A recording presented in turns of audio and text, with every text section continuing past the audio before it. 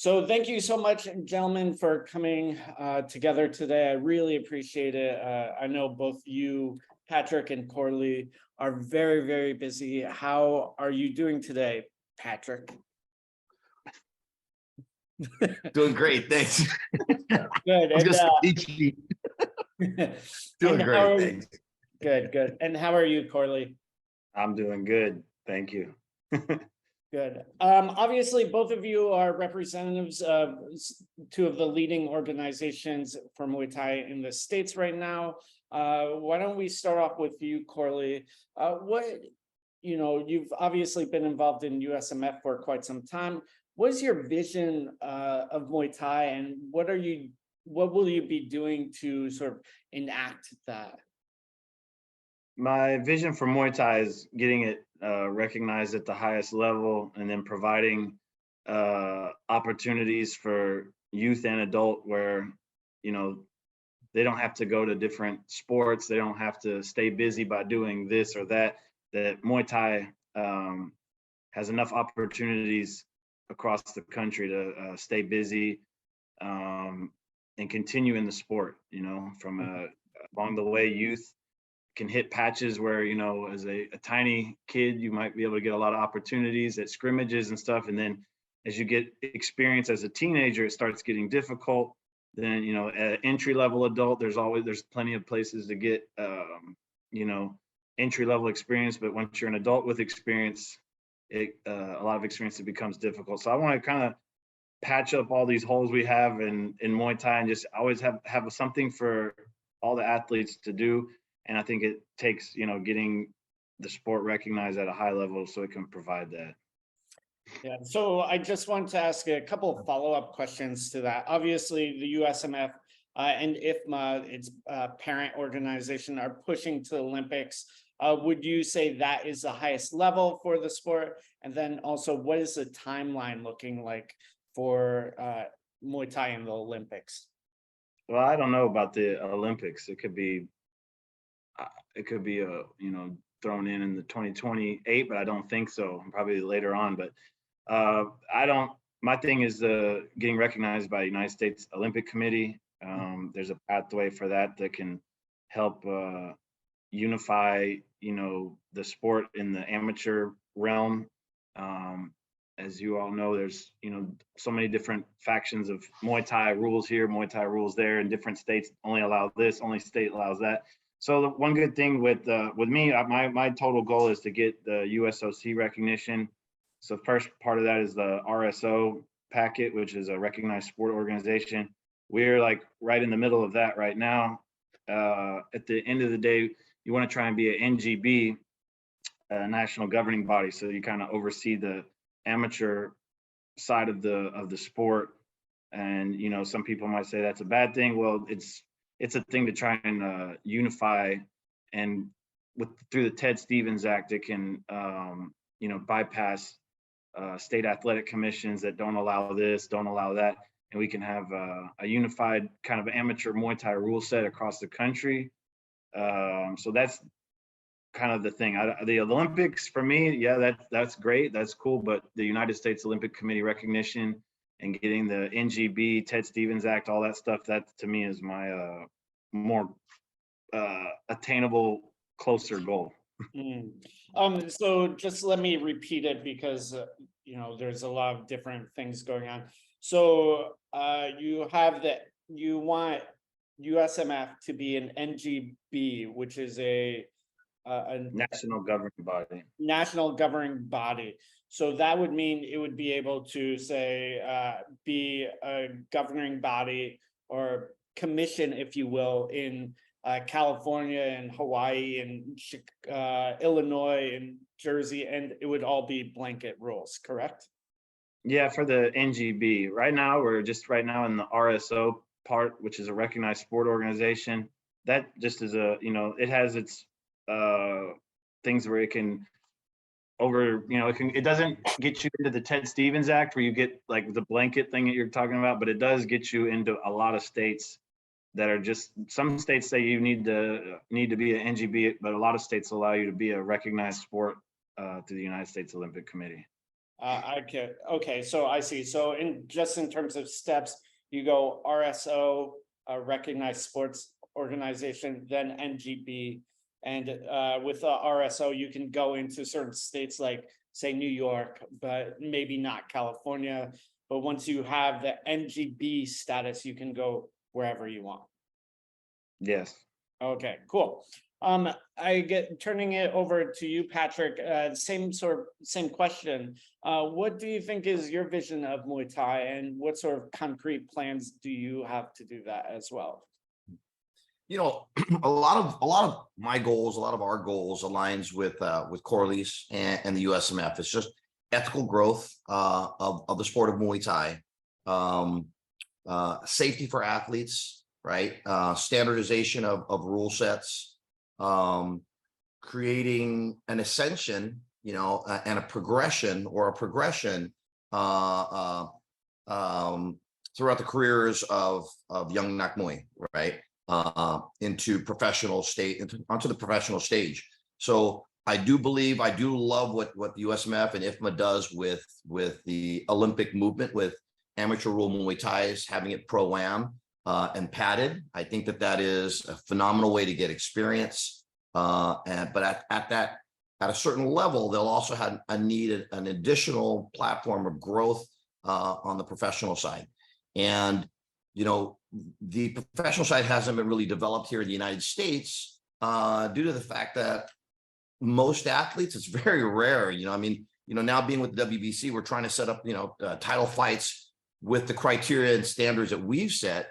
And it's difficult to find athletes all across the country with more than 10 fights, right? And a lot of it's because of the haphazard way of putting, you know, Frankenstein way of people putting together different rules in different states and their interpretation of Muay Thai and the way that they score it and the scoring criteria. And you know, my vision for it aligns, you know, with Corley's in regards to, you know, being able to provide something that's going to develop athletes, you know, throughout the career.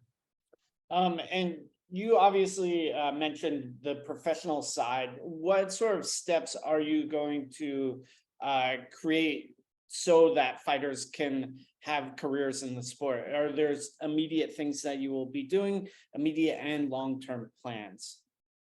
Yeah, you know, so we're getting sanctioning in different states, at least for now, on the amateur level. And one of the big problems that I see that, you know, Corey and I have talked about in the past is, you know, a lot of Americans, they see what they see in Thailand, not realizing that in Thailand, you know, those guys have 200 fights, right? And so they think, oh, in Thailand, they're not wearing headgear, they're not wearing shin pads. And I know this is not a very popular opinion, but you know, having that creates longevity, so you can fight more often. You know, if you think about it, an IFMA event, you know, somebody can get, if they're fighting 2 or 3 IFMA events throughout the year padded, they can get maybe 12 fights, you know, or 15 fights for the year. Whereas the average American will be lucky to get 2 or 3 fights per year. Some will get more, obviously, but most won't. So what we want to do is we want to be able to create a distinction between what amateur is and what pro is. And if you think about it now, the way things are, at least in California, you know, people can fight with elbows and no shin guards. Now, I do feel that they should be fighting with elbows padded from the onset. You know, it shouldn't be modified or this or whatever. It should be padded, but they have to have again a clear distinction on what amateur and pro is. If you look at boxing, amateur boxing versus pro boxing, it is really obvious what is amateur and what is pro. And to the uninitiated, if we're going to grow, the uninitiated has to know the difference between, you know, the two classes of the sport. Mm-hmm. And Corley, do you feel, you obviously talked a little bit about how there's holes in career paths for athletes. Do you see the USMF developing, you know, or patching the hole that is professional Muay Thai as well? And what sort of concrete things will USMF do about it? So we used to have, we always say we need to get our guys experience to compete with the world. And we've seen our athletes compete with the world and hang, but it's not in the masses. It's not in the numbers that we need. We need experience and more people getting experience. So there's depth in professional Muay Thai. It's very difficult for a promoter. I know I work with a lot of the pro promoters that I have pro fighters that get put on the shelf. A lot of people don't take fights, and really, I was kind of compiling a list. There's not that many professional shows also in the U.S. And I believe with a lot of this big youth movement, a lot of different scrimmages, points, whatever, point Muay Thai, MDL, USA Challenge, whatever they are. I think these are going to be the wave that help develop a bigger depth and pool for promoters. That promoters just cannot rush it. We're gonna don't try to bring in the guy from Thailand just yet. Don't bring let's work on our local scene. Let's work on our pool of athletes, and it takes from the ground up. So we're getting people that are getting experience now and hanging with the world, but we need a lot more in the professional realm. I don't think any of us on this call can name male 67 kg a top 10 for professionals. I don't even know if we fill top 10, and that goes for almost every weight class in America, except I'd say women's 54, women's 57 kg, which we have like a really good depth of that. But other than that, we don't have the depth of that. So I think it's got to go back to this new wave of youth, providing them with opportunities, showing them that if all these people doing all these tournaments and doing these youth scrimmages,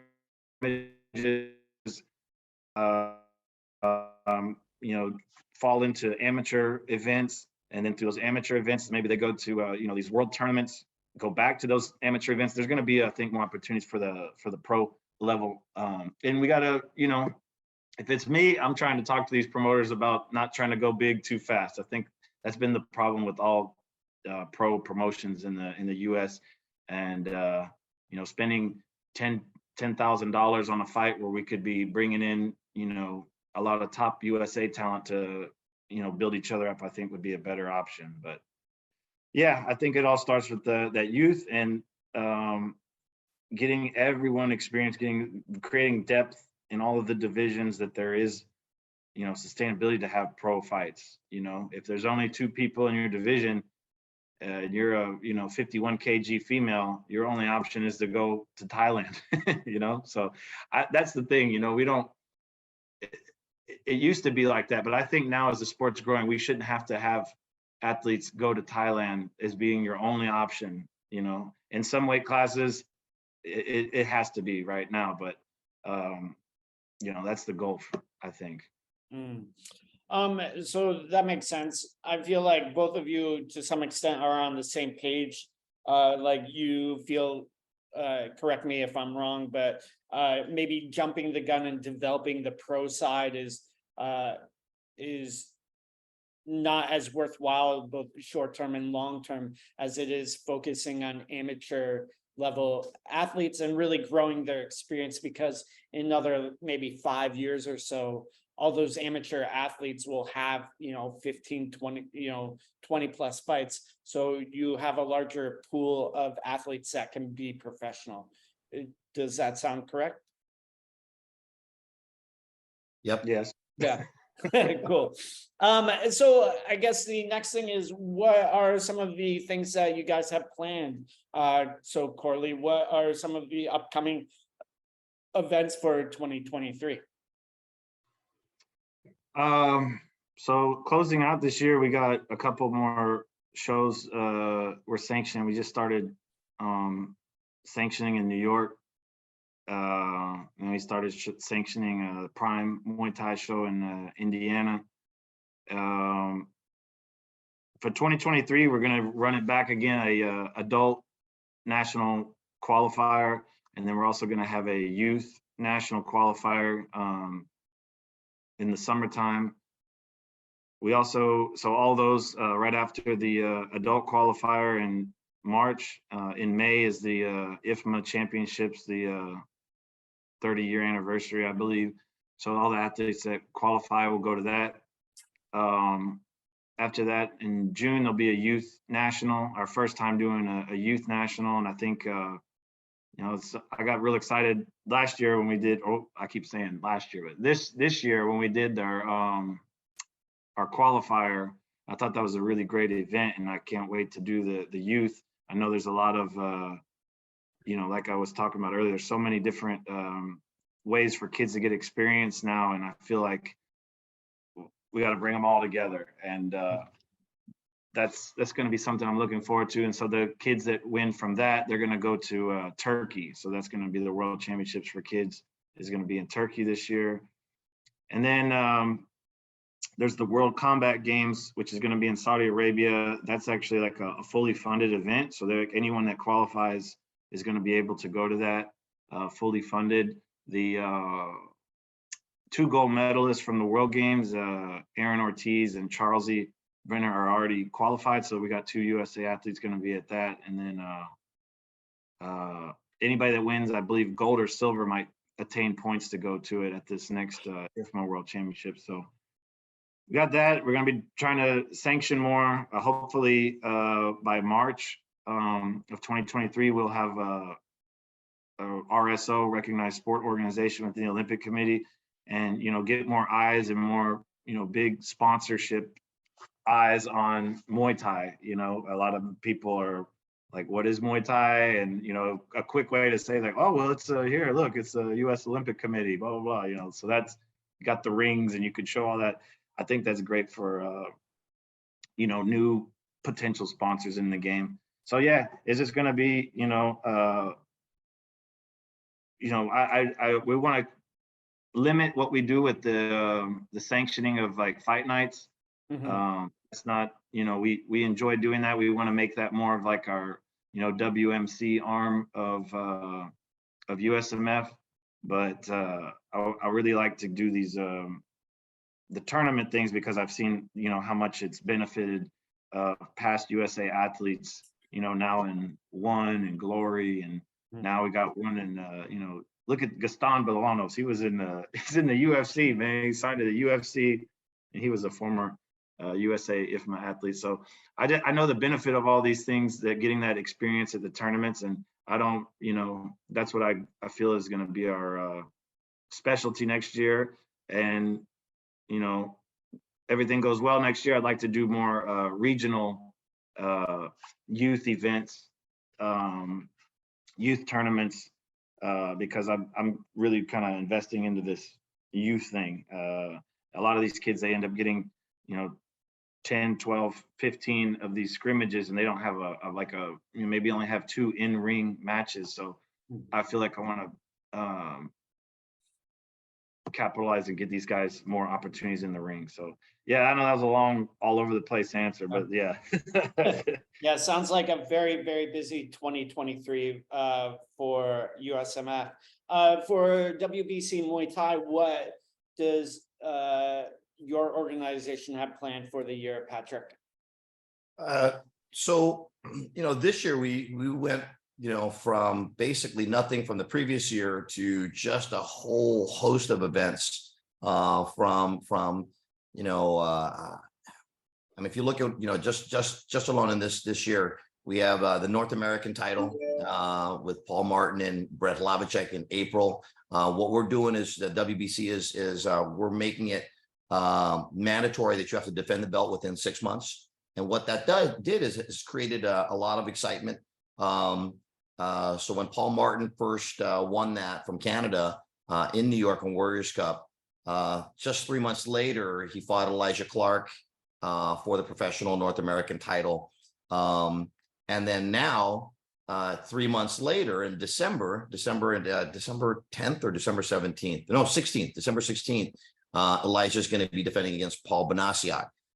So it creates excitement, and it makes the belt and the title more legit. So we're going to be doing more of these in 2023, where we're creating opportunities with state championships, regional championships, national championships, and North American championships for A-class athletes. When I say A-class, just athletes with X amount of bouts.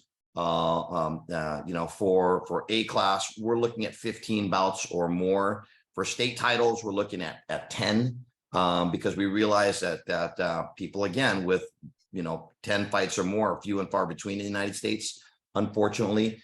And our goal with that, and with the state championships, they're not belts. I think that the United States has become really a belt hungry society, and they've used this as a trinket. And even at the scrimmage level, it's pretty, to me, janky, right? So it doesn't really create longevity, because people are thinking, I got one and I'm done. And so what we want to do is, again, create this platform where there's this ascension, where people can see this clear ascension. And that's why we've differentiated. Nobody else in the world's doing this with WBC.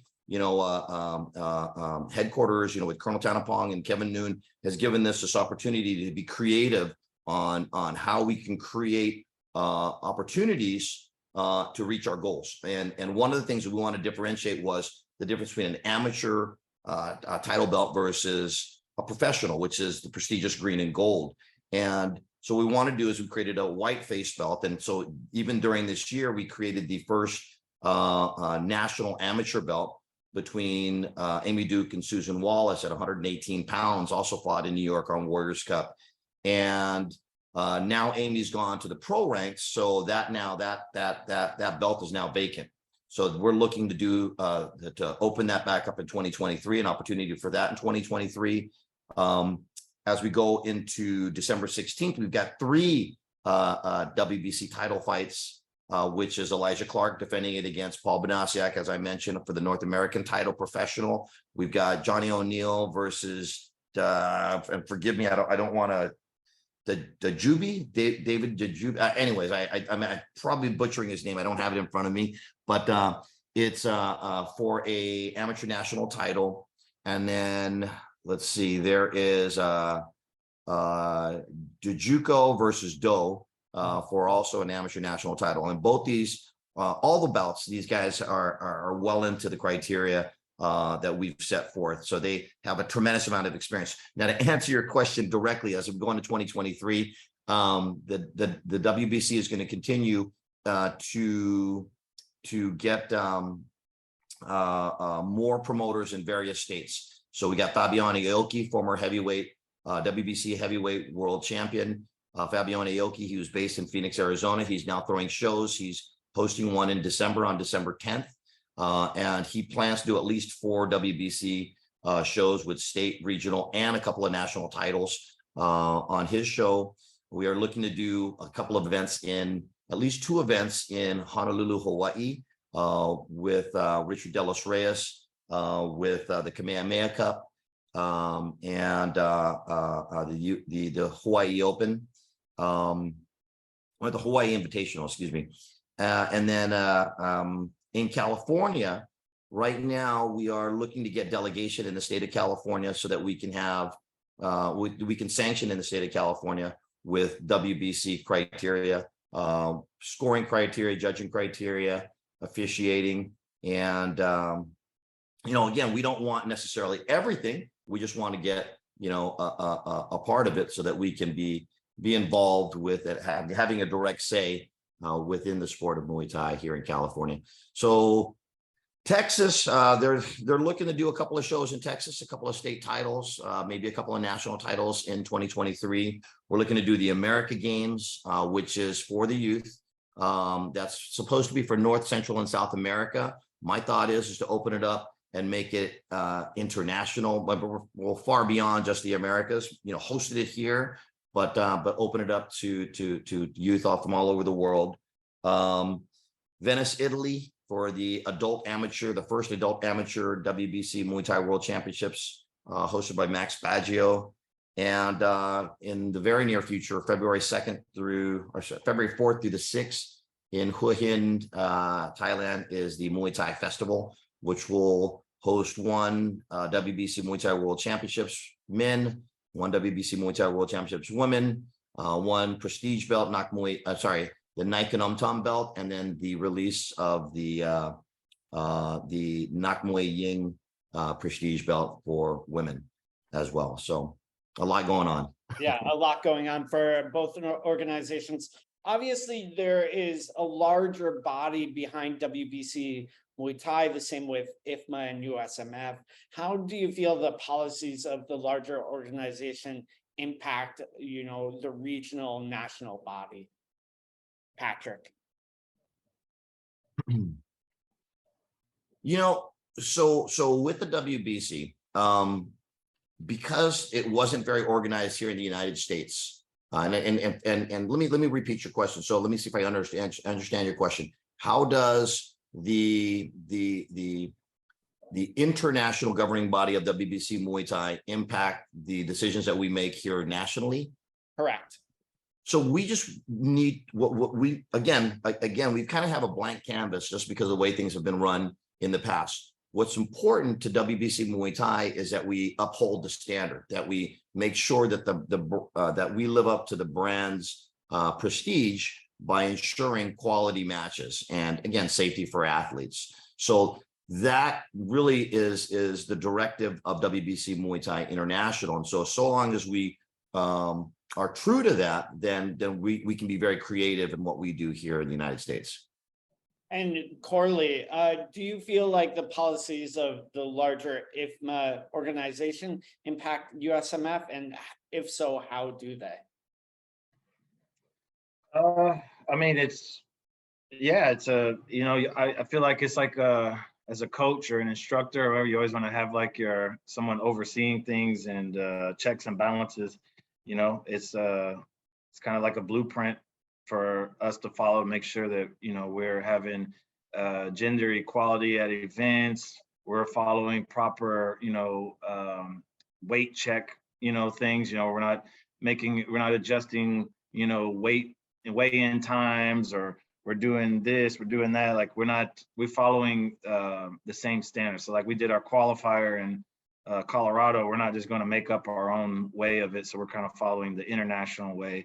And I want to try and, from our new way that we're doing our youth events, we're trying to teach the athletes, coaches, and officials, how ring procedure is done basically universally, how to enter the ring, when to put on the Mon call, when to take off the Mon call, when to do the white crew, when to come to the center of the ring.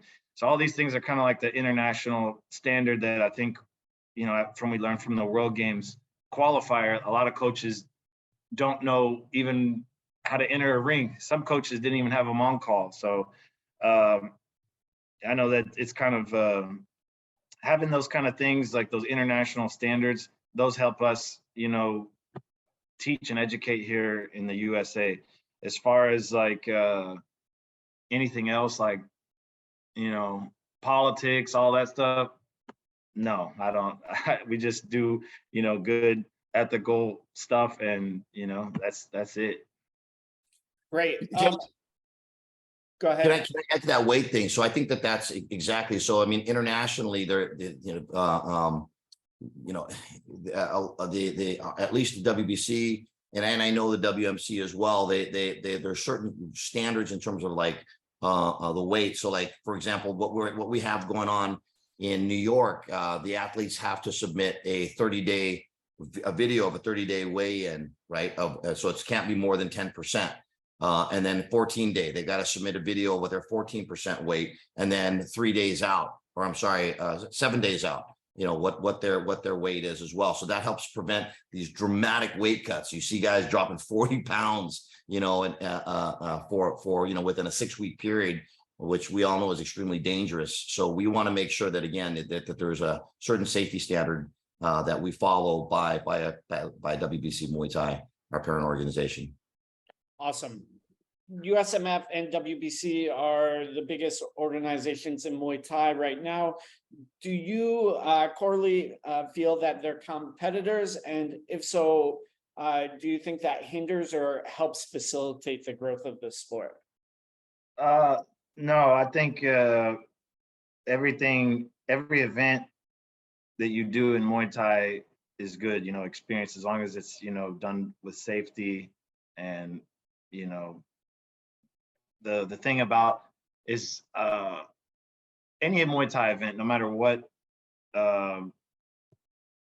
WB, whatever, W or anything, is you just got to look at what your goals are in the sport and where is that event going to take me. So, you know, there's a lot of different acronyms in the USA that can take you to, you know, different paths. It can take you to winning a belt at a national thing. It has some that can take you to a world championship of maybe B or C level, international level.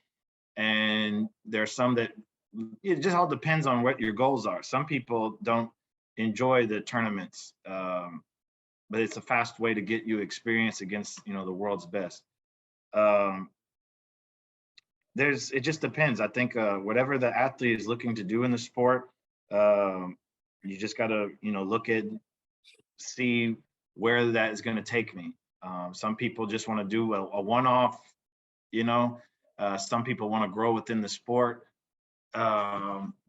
So no, I think there's different paths. I think the people know through the athletes that we've put in through IFMA that have had great success, you know, Janet, Asa, Eddie Abasalo, man, I was happy to see him come to one of our tournaments, you know, and he's going to be fighting a really tough fight here.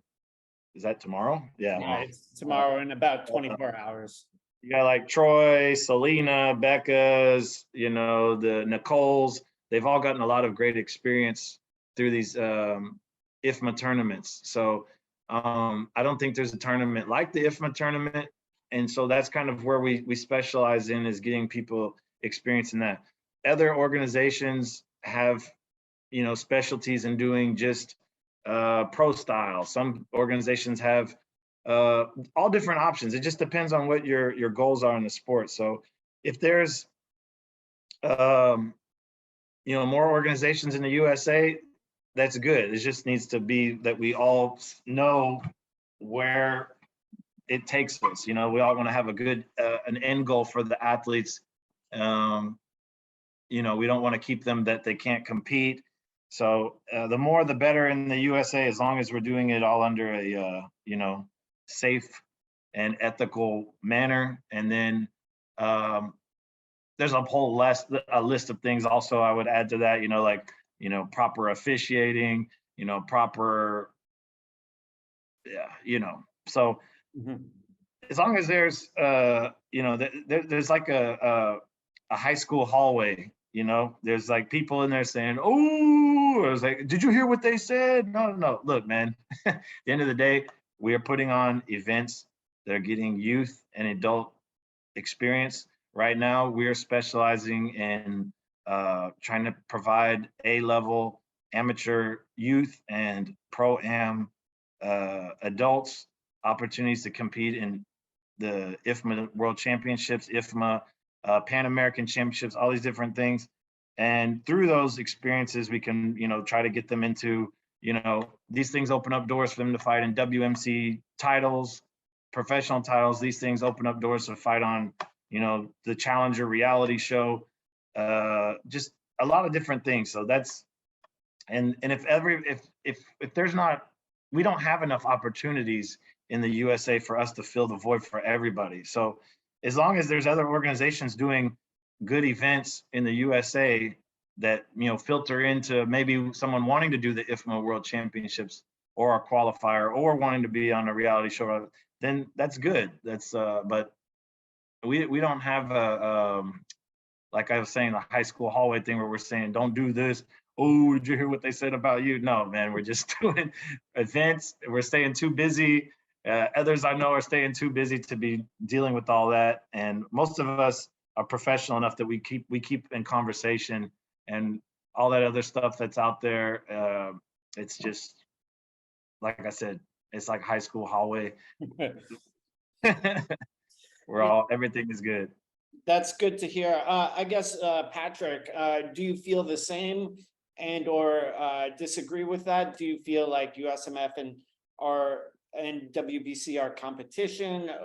How do you feel about that? I've never felt it was competition. I didn't think it was a conflict of interest. I mean, you know, when I was with the USMF and taking on this role with the WBC, personally, I didn't see that as because I don't see them as competing entities. I think that they complement each other. I know that Corley had mentioned that maybe more is better. I don't believe that. I believe that better is better. 100%. I don't think more organizations. Yes, of course. Yeah, because people are now making up their own stuff, and it goes to what you were saying in terms of like standardization of good officiating, and there's a lot of people out there that are obviously a money grabs, and they're doing it for. Don't get me wrong, I'm a capitalist, right? So I believe that you should make fair profit and good profit, right? In your business, and that's one of the problems that contribute to the lack of growth of professional Muay Thai is because of the fact that most promoters are a lot of gym owners, right? Is that they mean well, but they don't understand that it is a business. And as such, they set these lofty goals and they try to set them too fast as opposed to building it over time. And so if it is perceived as being competition, then I think it's actually good, because again, we're all involved in the sport because of competition. I don't feel that it's competition. I feel that it complements each other. But what it does, some people are obviously, are going to factionalize it, and they're going to say, you know what, let's do this. And what that in turn does is make everybody better, because it pushes everybody to the next level. Okay, well, they're doing this. Well, let's do this. Then let's do this. And it's then those that are janky, the ones that are obviously money grabbing motherfuckers, right, are going to be exposed, right, at the end of the damn day. And you can see it. It's going to be obvious because the quality is going to speak for itself, right? So again, to me, and I know what Corley meant by it, better is better, and to have more organizations that understand the sport. Not more organizations, but more organizations that understand the sport and want it to grow in the right way. And again, that's subjective, obviously, what is the right way. But I mean, that's the reason for this particular podcast, is to hear what our particular goals are for each organization. So no, I don't feel it's competition, but I do feel that it allows us to push each other so that we all get better and the sport gets better.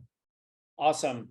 So if the different sanctioning bodies or WBC and USMF are not necessarily competitors, that means like athletes can say fight for WBC, and then like the next month they would be able to fight for USMF or in the IFMA games, correct?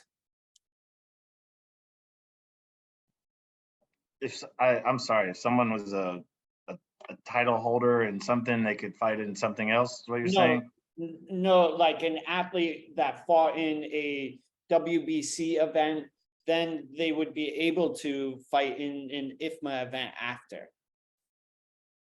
Yeah, why not?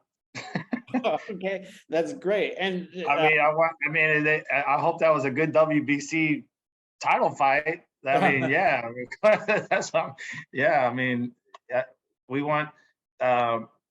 One of the things we're doing next year is we're in the process of is trying to change the name of USMF to just USA Muay Thai, and we're trying to get away from the acronym of USMF. It's got years of stuff. When I came in 2016, it had some bad stuff. Same as WBC is like when the people came in, we had to kind of restart and cleanse whatever the thought was of previous leadership. And I want USA Muay Thai to just be USA Muay Thai. Like everybody wants to be on the USA team. Everybody wants to be on that USA national team that hopefully, next year could be recognized through the United States Olympic Committee. So I don't want to be in all of that politics. I want to get away from even the past of that stuff. I just want to be USA Muay Thai, and I want to see everyone, cheering on the athletes. For instance, at the World Games that we had in Alabama, we had, was it 8 out of the 12 athletes medal, and we had a packed stadium, but I didn't see much on like the social medias. I think we got to, like get behind that. Like that was an amazing experience for the athletes. I want to get out of the whole USMF, this politics stuff, and just be USA Muay Thai. And that's kind of the goal for next year. And Patrick, vice versa, would a USA Muay Thai athlete then be able to fight for WBC? Absolutely. I mean, and Corley and I had a conversation just last couple of days, a couple of days ago, regarding that, because everyone's trying to push me to do tournaments for the WBC or push us to do tournaments. I'm not interested in that. I think that TBA does a phenomenal job. USMTO does a good job. WKA on the East Coast does a job and does a good job, and USA Muay Thai is going to be doing great jobs on that. But I want to be able to use that to say, okay, look, these guys are, and now it's kind of my whole vision for years. Just like here, this creates regional, champions, and those are the people we can identify to invite for title fights, right? So yeah, absolutely. That's the whole thought process behind it. Awesome. So just one or two more questions. Obviously, since you're not necessarily conflicting and athletes will be able to compete for the different organizations, do you have like competitions scheduled out? And then, I know Corley has a few dates and WBC has a few dates. Are you looking to coordinate your dates with other organizations in the States, or do you feel like, you have to just do it when you're available to do it? Do you want me to take that? Yeah, you can take it first. Yeah, I mean, we set out our dates, I think a few months ago for the whole 2023, for the tournament schedule, that is. Last year we did March. It's a good time for the adults because the adult championships are usually just before the summertime. Sometimes they're in the summer. Our youth, I know some people felt that we were invading or overstepping or doing something that was conflicting with other tournaments that are in the summer. And I simply don't agree with that. Those tournaments serve a different person. They serve primarily adult, senior adult, C level, B level class. And I think, like he said earlier, they're like the TBA, for instance, is a very well-run tournament, but there's a hole in all of the tournaments in America do not have depth in the A class youth, male and female. I mean, I'm looking at 2022, there was 13 athletes, 11 boys, 2 girls. 2021, 16 boys, 1 girl. I don't feel that we're invading anyone that, like that. Now, if I was to go and throw an open tournament for C class, B class over on the East Coast the weekend of this tournament, or, around that time, yeah, I think that would not be cool, it's not that we're not at that point in the sport yet. But no, I don't think that us doing it, we're right now, we're only doing A class tournaments, and there's never been done like what we did in March of last year to the Pro-Am. So we're doing a Pro-Am in March for the adults, and then the youth is just A class youth. Mm-hmm. And that group hasn't been served.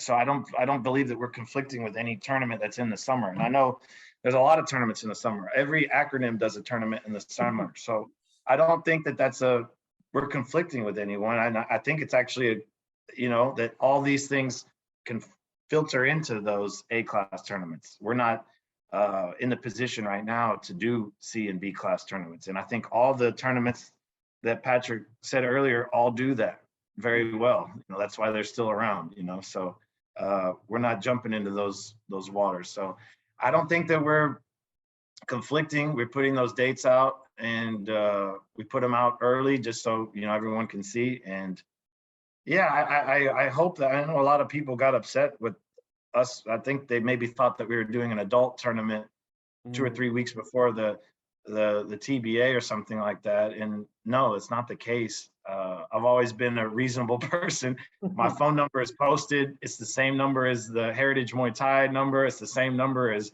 I post out there. So I'm always accessible. And no, we're not out there trying to conflict with, tournaments. So we're just trying to provide that A-level thing that's not being served in USA Muay Thai and that's it. I don't think that's a bad thing. I don't think, yeah, I mean, that's pretty much Yeah. it. Yeah. That sounds good. And Patrick, in the same regard, is the WBC gonna try and schedule things ahead of time, or what is sort of your feeling about that same situation? Yeah, again, we're not. There are a couple events that we are scheduling ahead of time. The WBC Muay Thai Youth Summer Camp Experience, that we did this year. It's going to be an annual thing. That doesn't conflict with anybody because that opens it up to it's kids, just all kids, and it's not a competition. It's a summer camp basically. So, and then the other one is the America Games, which is only going to be done every other year. So it's going to be done once every 2 years. But other than that, everything is going to be essentially title fights, and it's going to be everything else is going to be done internationally. So title fights are based on promoters, right? So whatever local promoters decide to host an event, they just give us 60-day notice that they are going to be hosting this event. But no, again, local shows doesn't conflict with anybody else's except for other local shows, right? And even then, those athletes have to qualify based on certain criteria, so it's not pulling away from another event. Awesome. That's definitely good news, I feel. I know both of you are very busy and have a lot going on. I just wanted to open it up and see if there was anything that you, Patrick, wanted to talk about that you didn't get a chance to talk about. And then I'll have the same question for Corley. No, I just, there's a lot of opportunity everywhere right now, and it's pretty darn exciting. I mean, 5 years ago, 6 years ago, that wasn't the case. I know that the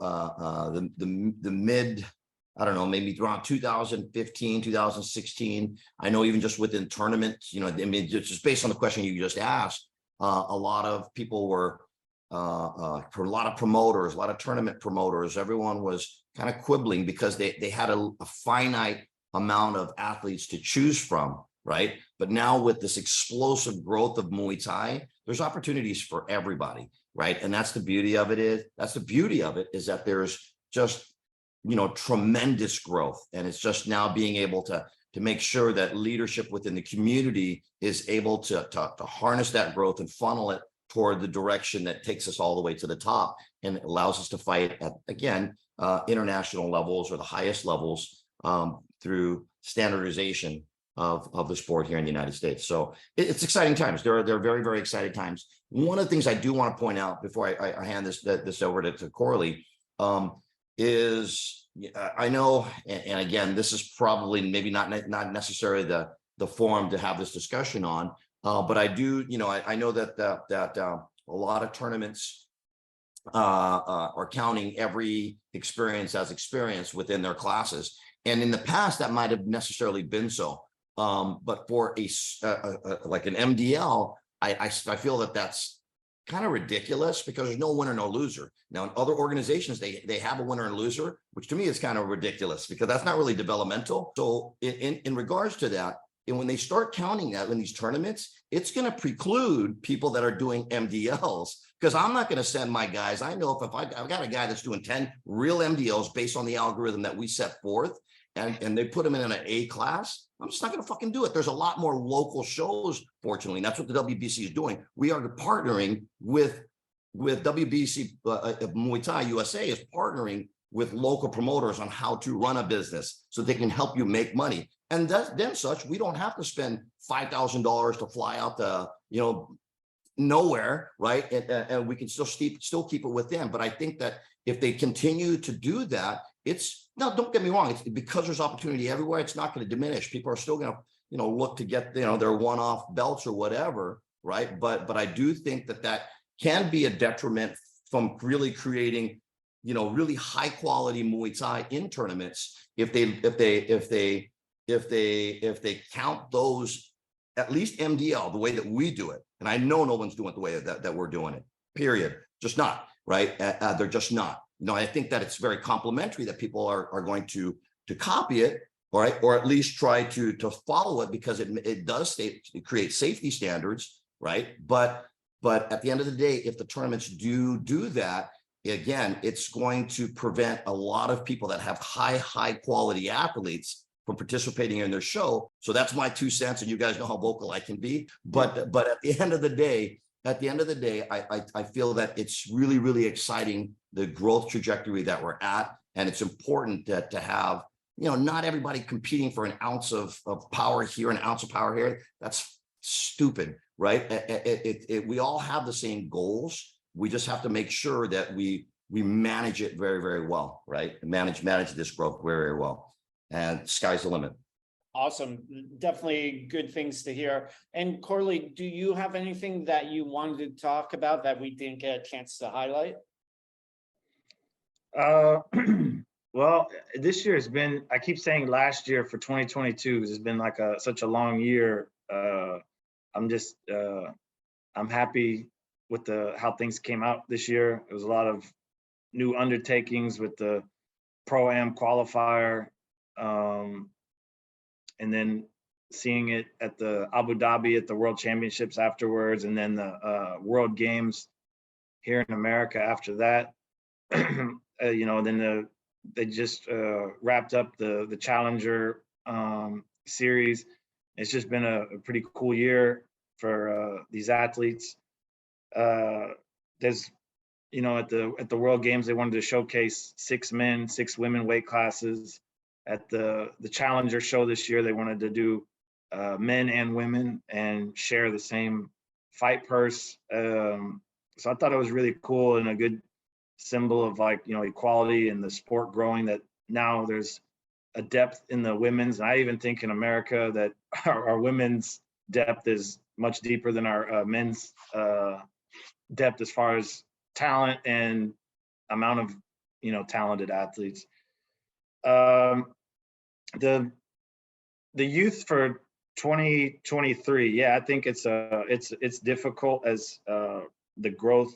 There's so many scrimmages, there's so many things, and this one's doing no head contact, this one's doing head contact. People are getting knocked out at this. It's something to look into, and for the safety of the kids, I really hope that some people come together and we can start unifying something. Unifying is very difficult. That's why we're trying to do it through the USOC. In 2018, we had a lot of sanctioning bodies and a lot of people come together, and to unify, somebody usually has to give up something to gain something, and a lot of sanctioning bodies don't want to give up this part of what we do. Oh, we'll follow it all this, but except for that, and then it creates a little where everybody doesn't want to unify. But I think, as Patrick was saying, the youth thing, it's very difficult now because of the states. Some, like for instance, my state not allowing youth Muay Thai. I know in other states, in Illinois, they don't allow youth sanctioned Muay Thai, and in different states, they, even if you're 50 fights, you can't fight under these certain rule sets, and so it's really difficult for our kids.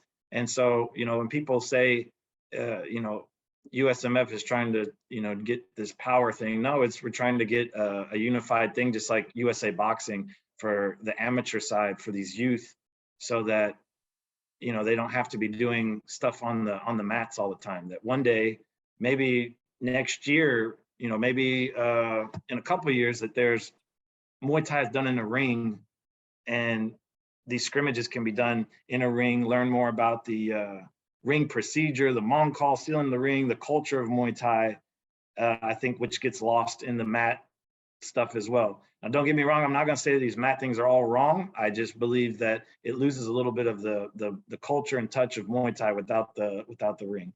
So yeah, as you can see, this is a passionate thing for the both of us about this youth stuff, and it's just got to be done correctly. And that's kind of my goal, more so with the USOC recognition, is to try and make it that hey, kids under 11 years old should not be hitting each other in the head or throwing head kicks at a scrimmage or anything like that. I want to just standardize and make the youth Muay Thai more safe.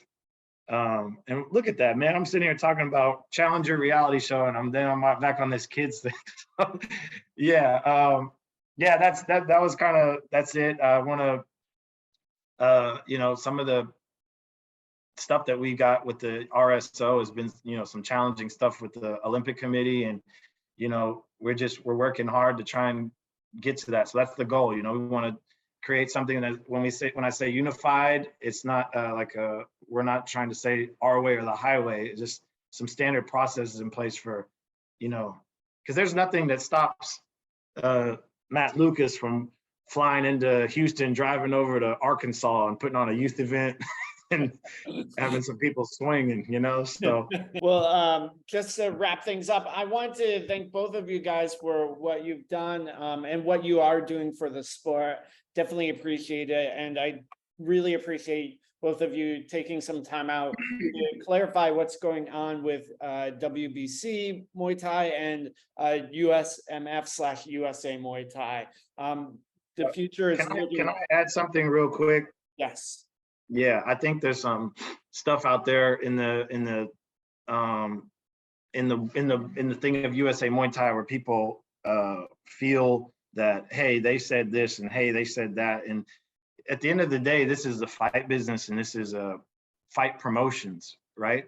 And if a promoter is not promoting themselves or a business is not promoting themselves, then they're not going to be in business, right? If I'm Heritage Muay Thai in Houston, Texas, we're the third best Muay Thai gym in Houston. No, hey, we're the best Muay Thai gym in Houston. And it's like, you know, if someone said, hey, our belt is the most prestigious, our belt is the most best, well, what do you expect them to say? You don't say, well, we're the third best belt in the US, or our tournament is working to be good. People need to promote themselves. So don't be offended if a promotion says, hey, we're doing this title fight, it's amazing, it's great. Hey, our tournament is doing this. Is just people, this is the fight business, you know? Like let's you know, let the people promote. And as Pat said, if it's janky, it's not going to make it, you know. Let the public will decide, you know, if that's a real title or if that's a real tournament, you know.